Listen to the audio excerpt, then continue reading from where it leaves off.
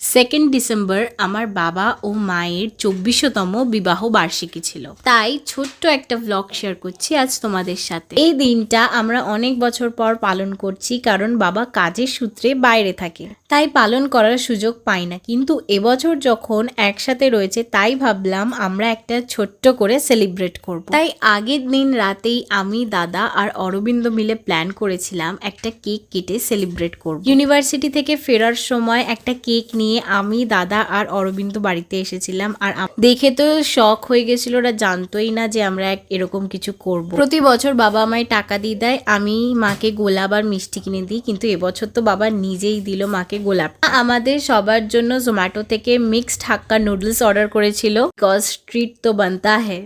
ওদের তো দেখে বেশ মনে হচ্ছিল খুশি হয়েছে। আজকের শর্টসটা এইটুকুনি, আবার একটা নতুন শর্টসে দেখা হবে। ওকে, টাটা।